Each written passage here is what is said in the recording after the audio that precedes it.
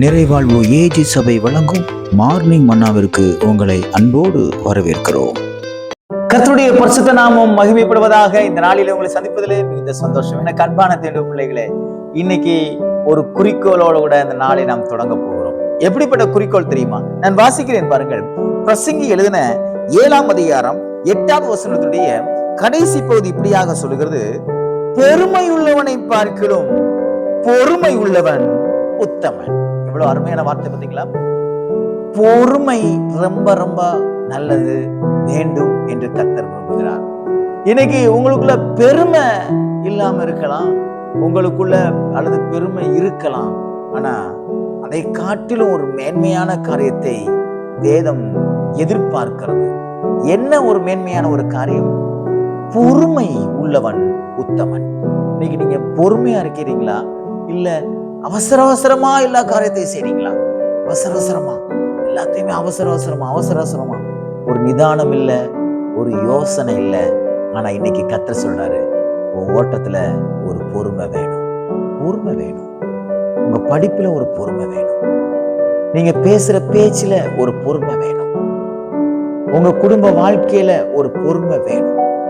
நீங்க மற்றவர்களுக்கு பதில் சொல்றதுல பொறுமை வேணும். வேதம் இப்படியாக சொல்லுகிறது: மெதுவான பிரதியுத்தரம் கோபத்தை தனிய பண்ணுமா. பொறுமையா சொல்லி பாருங்க. உங்களுக்கு எதிராக இருக்கிறவங்க எவ்வளோ பெரிய கோபமா இருந்தாலும் இந்த கோபத்தை கர்த்தர் தனிய பண்ணுவார். பொறுமை ஆண்டவர்கிட்ட கேளுங்க. ஆண்டவரே, நான் உத்தமனா இருக்க விரும்புகிறேன். எப்படி தெரியுமா? பொறுமை உள்ளவனா. அதுதான் உத்தமம். நான் பெருமை இல்லை என்கிட்ட, நான் தாழ்மையா இருக்கிறேன், நான் அப்படி இருக்கிறேன் இப்படி இருக்கிறேன், அதெல்லாம் ரெண்டாவதுங்க. நீங்க பொறுமையா இருக்கிறது உத்தமம். ஆண்டவர் விரும்புறது இன்னைக்கு உங்க வாழ்க்கையில படபடப்பா செய்யற காரியங்கள்லாம், அவசர அவசரமா எடுக்கிற முடிவுகள் எல்லாம் தேவனுடைய சமூகத்துல வைங்க. ஆண்டவரே, நான் அவசரப்பட்டு எடுக்கிற முடிவுகள் எல்லாம் நீங்க தடுத்து நிறுத்துங்கம்மா. ஆபிரகாமுக்கு தேவன் நான் உனக்கு ஒரு குழந்தைய தருவேன்னு வாக்கு பண்ணினாரு. ஆனா இந்த சாராள் இருக்கிறா பாருங்க, அவ பொறுமை இழந்துட்டா. பொறுமை இழந்து ஆபிரகாமை பார்த்து சொல்றான், இந்த வேலைக்காரிய நீ திருமணம் முடிச்சுக்கோ, அவன் மூலமாவது நம்முடைய சந்ததி பெருகட்டும். அதனால வந்த பிரச்சனை என்ன?